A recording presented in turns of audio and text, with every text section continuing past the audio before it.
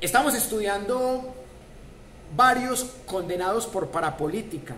Entonces, en este último bloque de la clase de hoy, ya vamos a estudiar quiénes son los herederos de estos parapolíticos que ya fueron muy bien condenados por pruebas de la Fiscalía, por pruebas sobre todo de la Corte Suprema de Justicia. Y este libro de León Valencia y de Ariel Ávila Martínez nos permite entender quiénes son los clanes, quiénes son los condenados y, lo más importante, quiénes son los herederos. Y varios de esos herederos de los condenados se montaron para el periodo 2022-2026. Y adivinen en qué partidos están. En los partidos de siempre: Liberal, Conservador, Centro Democrático, Cambio Radical y Partido de la U. Recuerden que en esta época del gran auge de la parapolítica no existía el Partido Centro Democrático. Y recuerden que los partidos uribistas por excelencia eran Cambio Radical, Partido de la U, y también el Liberal y el Conservador eran partidos de gobierno, y unos pequeños partidos parapolíticos, que había otro que aquí no lo mencionan en estos condenados, que es el PIN, que también tuvo luego condenados por parapolítica. Entonces miren, es una cosa impresionante, porque el poder sigue quedando en muy pocas manos, y vamos a analizar algunos clanes, pero sobre todo algunos herederos, porque esto continúa y por eso nunca acaban. Porque miren, los Char, que aquí no los mencionan tanto en esta parte final del libro, pero sí al principio. ¿Quién se robó el dinero de las telecomunicaciones para la infancia? Karen Abudinen. ¿Y quién puso esa ministra? Iván Duque. ¿Y quién le dio la orden a Iván Duque de poner esa ministra? Los Char. Y en ese video que analizamos de Ariel Ávila, vimos que los Char ponen de todo. Ponen alcaldes, gobernadores, congresistas. La procuradora que suspendió a Daniel Quintero es de los Char también, la señora Cabello. Y con el tema del Junior empiezan a ganar votos. O sea, la forma de ellos ganar votos es invertirle un dineral al Junior. El mismo dinero que se roban lo invierten en el Junior. E invirtiendo en el Junior ganan el voto. Y ganando el voto se montan en todos los estamentos. Y no solamente en los estamentos grandes, también montan concejales, montan diputados, montan ediles. El clan de los Char. Hay otro clan que también denuncia aquí Ariel Ávila con León Valencia: el clan de los Géneco, que tienen que ver con Zapateiro. ¿Recuerdan el general que renunció hace poco? El clan de los Géneco es un clan narco paramilitar que tiene que ver con los Char, que tiene que ver con los Name, que tiene que ver con Gerlain, que son los que están caciqueando el Congreso desde hace más de 3 décadas. Entonces, ese tipo de libros le abren a uno los ojos y se da cuenta uno por qué trataron de matar 3 veces a Ariel Ávila, porque es que, y a su equipo de trabajo, porque es que Ariel Ávila no solamente los investigó y le ayudó a las autoridades de la Corte Suprema y de la Fiscalía a encontrar las pruebas, sino que los condenaron. Pero los que los quieren matar son sus familiares. Ariel Ávila nadie sabe dónde vive, nadie sabe quién es la esposa o los hijos de Ariel Ávila, nadie sabe, porque él no puede mostrar fotos de la esposa, nadie puede saber dónde vive él, pero él fue electo senador. Entonces ahí me parece que el hombre tiene que tener un sistema de seguridad mucho más fuerte, porque fácilmente lo pueden matar, porque ya saben que está en el Senado. Entonces vamos a hablar de qué clanes vamos a estudiar acá. Miren, son 54, pero aquí solamente les voy a mencionar por encimita los que Ariel nos mencionó, y también algunos que, si bien Ariel no nos mencionó, están aquí en el libro. Miren, hay clanes muy importantes ahí: el de Yajir Acuña Cardal, el de la Gata, también muy famoso, el clan de la Gata. También vamos a estudiar el clan de Moisés Orozco Vicuña. Vamos a estudiar el clan de Óscar Mauricio Liscano, que es un clan del Partido de la U. Y es un clan que también tiene que ver con el condenado primo de Álvaro Uribe, el señor Mario Uribe Escobar, y también con un senador electo el señor Juan Felipe Lemos Uribe, senador electo por segunda vez por el partido de la U. Pero ¿saben qué es lo más cruel?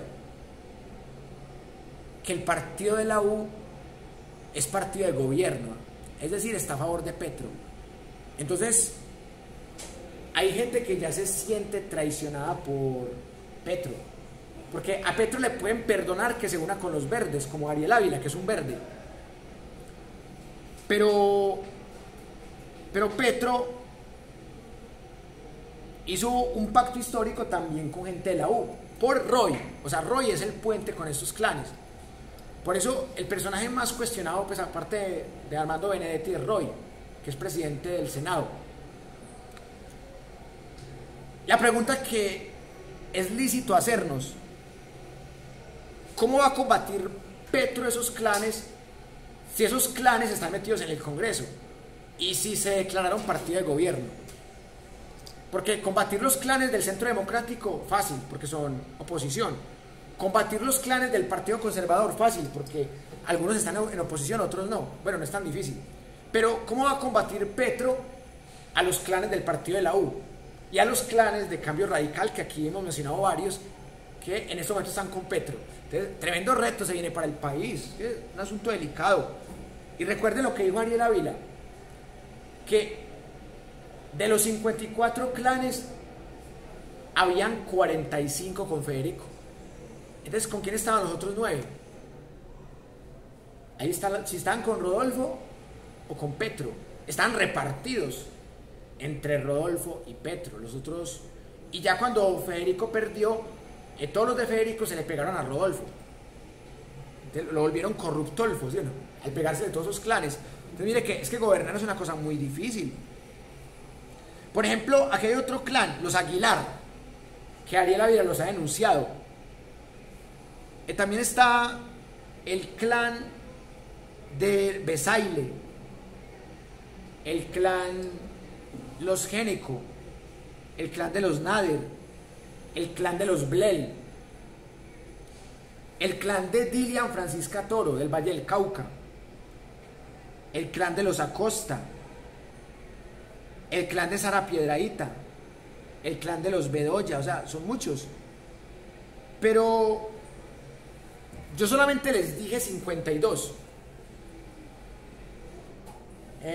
Aquí están en este libro 52 condenados por parapolítica. Y todos eran de partidos uribistas pequeños o de partidos uribistas grandes. Vea, todos eran del liberal, del conservador, del Cambio Radical, del partido de la U, porque en esa época que ellos fueron condenados, el Partido Centro Democrático no existía, y de partidos pequeños, como esos de Convergencia Ciudadana y demás. Miren, no había ninguno del Polo Democrático, que era el partido de Petro en ese momento. No había ninguno del Partido Verde, ni uno del Partido Verde, ni de la Unión Patriótica. Entonces, ¿qué quiere decir eso? Que hay partidos que sí merecen ser alternativos. O sea, a Petro no se le puede decir nada porque se una con Verdes, ni porque se una con Unión Patriótica, ni porque se una con Polo Democrático Alternativo. Pero el problema de Petro es que tiene un partido tradicional que es partido de gobierno, que es el partido de la U. Ahí es donde está el gran tema. Y algo muy gracioso, que varios de los senadores señalados acá ya están tirando para el mismo lado que Ariel, porque miren, Ariel Ávila se le unió a Petro y el partido de la U se le unió a Petro. O sea que, por ejemplo, Juan Felipe Lemos, el sobrino de Mario Uribe, el primo de Uribe, se supone que ya está con Petro porque el partido de la U se unió a Petro. Y aquí está denunciado Juan Felipe Lemos como parte del clan Liscano. Entonces miren, es complicado. El gobierno de Petro se le puede salir de las manos porque hay mucha rata metida ahí. Y por mucho que hayamos votado por Petro, hay que decir las cosas como son. O sea, en este momento hay muchas cosas en juego, y si a Petro le llega a ir mal es porque se le está metiendo gente muy indeseable al pacto histórico, que claro, no es un equipo.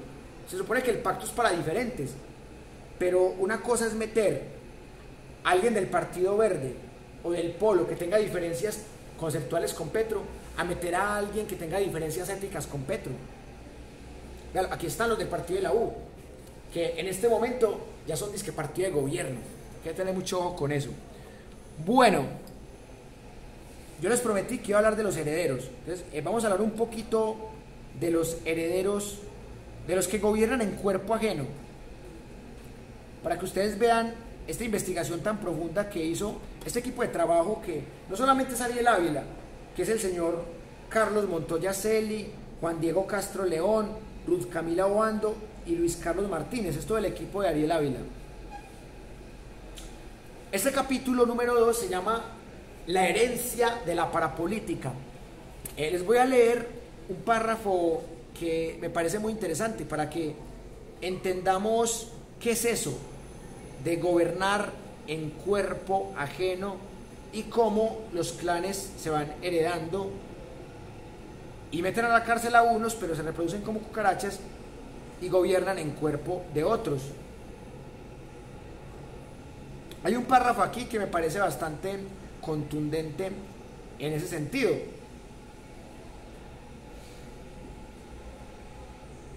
Y dice así: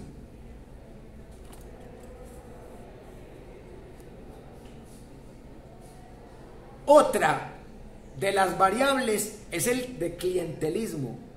Esta variable fue construida con las regalías, los gastos de funcionamiento y las transferencias nacionales como porcentaje del presupuesto municipal. La hipótesis entonces va dirigida al hecho de que cuando un municipio tiene un índice de clientelismo alto, existe una mayor probabilidad de que los candidatos intenten acaparar los votos de este municipio, aumentando su concentración, ya que esos incentivos a usar esos recursos para intereses particulares que además financian su vida política. Noten que usamos las regalías de 2012, ya que fue hasta este año que estas eran producto de los recursos del propio municipio. La tercera variable es la pobreza. Esta consiste en que la idea de los municipios pobres son más propensos a caer en asistencialismo y clientelismo.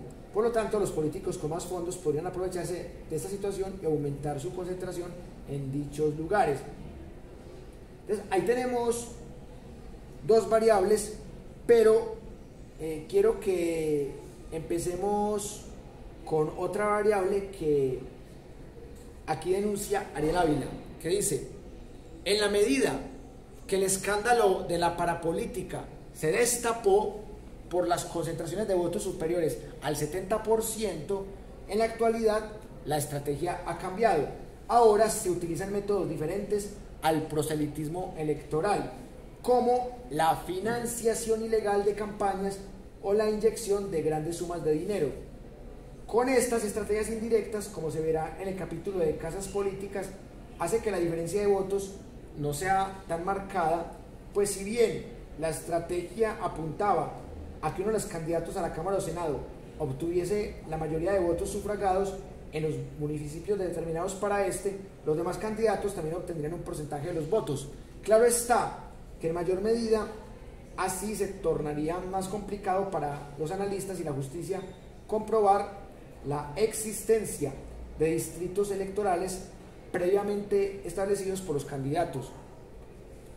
Es importante señalar que para cada una de las 6 casas políticas mencionadas, los municipios han concentrado más del 10% de dominio electoral. Generalmente han significado el 25% de su votación total nacional. Se podría decir que son municipios que conforman la primera base de su estructura política. Para analizar esta situación y profundizar en las dinámicas electorales, los tránsitos en los cuales algunas élites políticas que se fortalecieron por medio de la actividad coercitiva de los paramilitares y que ahora hacen uso de otros recursos como el clientelismo para movilizar sus redes de apoyo, se realizó una aproximación a un modelo que explica la concentración electoral municipal a través de 3 variables: clientelismo, pobreza y violencia. Hablemos de esas 3 variables. La violencia es la más histórica, porque desde que nació la República nació con violencia. El clientelismo pues también se veía con los españoles, sobre todo el nepotismo. Pero Colombia es un estado, como diría Gilberto Tobón, que está diseñado para robar, porque hay gente pobre. Entonces la gente pobre vende su voto por cualquier cosa, por un tamal, por 10.000 pesos, por una promesa, como hizo Rodolfo Hernández, que prometió 20.000 viviendas en Bucaramanga y no cumplió, por demagogia. Entonces, cuando un país es pobre, el politiquero tiene las herramientas perfectas para montarse. Entonces, si lo condenan por parapolítica o por otro delito, entonces pone a la tía, al primo, al hermano, y por eso son clanes que nunca los bajamos del poder, porque siempre se van reproduciendo como cucarachas. Por eso quiero que pensemos este tema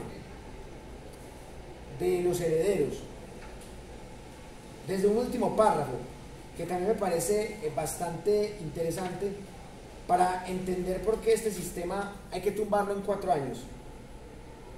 Dice así: como se ve en la mayoría de las gráficas que se utilizaron para analizar cada una de las casas políticas, la violencia precede el aumento de votación para cada una de las casas políticas, o más bien se podría decir que luego de periodos de violencia altos vienen procesos de consolidación de estas casas políticas. Hay excepciones, pero esa es la tendencia general. Solo los dominios de estas estructuras van cayendo porque hay traiciones en el interior de estas estructuras políticas. Igualmente, se debe aclarar que no se trata de que la violencia desaparezca. En estas regiones, en el proceso de investigación, hay un riesgo de violencia latente, es decir, en la medida que las estructuras políticas que se aliaron con criminales están impunes, donde solo la cabeza fue apresada, el miedo de líderes sociales o políticos alternativos es alto. Esta situación lleva a que esas estructuras políticas realicen acciones que en ciencia política se denominan, entre comillas, reclutamiento de élites. Los nuevos liderazgos deben alinearse a estas viejas estructuras políticas para poder avanzar en la política electoral. En estas regiones del país, el margen de independencia es nulo. ¿Y saben qué? Este párrafo es clave, porque a Petro le está pasando eso. O sea, Petro necesitó algo del partido de la U para subirse, y eso que el partido de la U, pues había sectores que estaban con Rodolfo y con Federico, pero Roy fue muy importante para atraer votos de la centro derecha para Petro. Decía en los Petrovideos que hay que acabar el centro, pero es que el centro no hay que acabarlo. O sea, el centro se acabó solo, porque es que Fajardo no genera nada de credibilidad. No solo porque se haya visto ver ballenas, sino porque Fajardo cometió muchos descaches. Hace 4 años Fajardo no tenía una propuesta pensional, se la copió a Petro, a Fedesarrollo y al Banco Mundial, y cuando Petro lo refutó en el debate, Fajardo no fue capaz de responderle. Entonces Fajardo, que era el heredero supuestamente de Mocus y del centro político, Fajardo terminó siendo un fiasco. Entonces esa reducción del centro político supuestamente tiró a la gente al progresismo de Petro o a la derecha uribista. Pero seamos sensatos, lo que más montó a Petro fue el mal gobierno de Duque, el cansancio con el uribismo, la opinión que generó series como Matarife, que más allá de que estén demandadas, tienen cierta libertad de expresión por tribunales federales suizos. Entonces, eso hay que discutirlo. ¿Por qué el pueblo colombiano elige esta opción? ¿Cuál es el problema? Que varios de esos clanes están plegando a pegársela a Petro a través del partido de la U, de Cambio Radical, del Partido Conservador y del Partido Liberal. Se le están bregando a pegar a Petro, porque son clanes que no tienen ideología política. O sea, no les importa nada, les importa solamente el poder. Y eso sí se le abona al centro democrático. O sea, que ellos pueden ser clanes también, De hecho son clanes, pero ellos son más fanáticos, ellos no se le venden al mejor postor, ellos no cambian de partido cada 4 años como Roy, o sea, ellos son firmes en sus ideas radicales. Y en ese aspecto uno ya sabe a qué atenerse. Entonces, estos 2 libros que hemos analizado hoy son una muestra de cómo conocer el contexto colombiano en los últimos 6 siglos. Este libro nos ayuda a comprender las últimas 2 décadas, y eso que llega solamente hasta el 2014. Y este libro nos ayuda a comprender de manera sintética, humorística y periodística un tema que lleva más de 600 años después de la llegada de los españoles. Bueno, hemos llegado al momento de las conclusiones. Y yo tengo básicamente 3. La primera, es muy importante consultar, comparar, corroborar fuentes. Estos clanes hay que buscarlos en diferentes escenarios. La Puya hizo un video del clan de los Char, lo recomiendo muchísimo, porque tiene buen humor y porque es tan útil como estas investigaciones de Ariel Ávila y compañía. Entonces, a mí casi no me gusta la Puya, pero de los trabajos que más les respeto fue lo que hicieron con la denuncia al clan de los Char. Ese video hay que verlo, el de la Puya sobre los clanes. Segunda conclusión, si bien estos libros son muy gordos, sobre todo este, pues son libros que no son tan difíciles de leer porque tienen muchas imágenes, caricaturas, tienen algo de humor negro, tienen también buenas fuentes, son poquitas fuentes pero todas muy buenas. Hay que leer este legado de Antonio Caballero. Y obviamente, este libro es muy escaso, pero vale la pena conseguirlo, porque han pasado 8 años de la escritura de este libro y los clanes siguen siendo casi los mismos. Entonces, ¿cómo se cambia eso? Muy sencillo. Hay que quemar a esta gente. O sea, en 4 años, cuando montemos el nuevo Congreso 2026-2030, ni un voto para esta gente, ni uno. Ni un voto para Cambio Radical, ni un voto para el partido de la U, ni un voto para el liberal, ni un voto para el conservador, ni un voto para el centro democrático. Y si el pacto histórico se deja contaminar, ya no toca ni un voto por el pacto histórico y toca montar algo diferente. El pacto histórico tiene la ventaja de que no ha gobernado, pero por ser un pacto histórico recibe gente de todas las ideologías, y como recibe gente de todas las ideologías, hay personajes que éticamente son muy cuestionables como Roy, y hay personajes y partidos que desde el punto de vista histórico son muy cuestionables, como el partido de la U. Entonces Petro tiene grandes retos, y yo sí quiero que hagamos una acción directa, es decir, hablemos con nuestras familias, con nuestros amigos y digámosles: vea, estas son las familias que han gobernado este país, estas son las personas que lo controlan todo con este dedito, controlan lo político, lo económico y lo sociocultural. Por esta persona no se puede votar porque es heredera de un parapolítico. Pero miren, no tocó escoger entre el VIH y el cáncer terminal, o sea, nos tocó escoger entre Polo Polo y la hija de un parapolítico de estos. Entonces miren lo complejo. Y recuerden este dato, nunca lo olviden: 1.281 personas son las que han gobernado este país, desde el poder ejecutivo, legislativo, judicial y desde el cuarto poder, que son los medios masivos de comunicación. Y la última, hay que hacer una campaña reflexiva y educativa con la gente que tiene entre 14 y 18 años en este momento, gente que nunca ha votado por edad. Hay que hablar con gente que tenga entre 14 y 18 y hacer un ejercicio educativo. Aprovechar que ya no hay elecciones en este momento y que no lo pueden acusar de hacer proselitismo, pero es que no es hacer proselitismo, es buscar la verdad de las cosas, es darle a cada quien lo que merece. y así hayamos votado por Petro, no tragar entero, porque Petro también se equivoca. A Petro también lo rodea gente mala, más poquita que a Uribe, sí, pero a Petro también lo rodea gente mala. Hay que sacar a Flores del pacto histórico, hay que sacar a Bedoya, hay que sacar a Roy y a Armando Benedetti, pero con todo el partido de la U y con todo el cambio radical, porque esa gente tiene mañas muy horribles y cuando eran uribistas también hicieron cosas muy horribles desde el uribismo. Entonces esa gente hay que sacarla. Y lo último, ¿cómo sacar a esa gente? Pues estudiándola, y después de estudiarla hablar con la gente joven y decir, hey, no vote por este, ni por este partido, ni por este tipo de gente, por esto, por esto, por esto y por esto, por este libro. Y porque este libro de Caballero, que también nos muestra las oligarquías cómo nos han manipulado desde la época de conquista en 1492.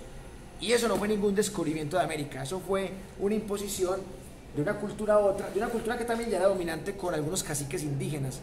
Bueno, les agradezco mucho por haber compartido este rato conmigo de historia. Espero que nos veamos el lunes. Sé que vienen por ahí los festivos, entonces ahí de todas maneras podemos estudiar de manera autodidacta. Les agradezco mucho por estar acá.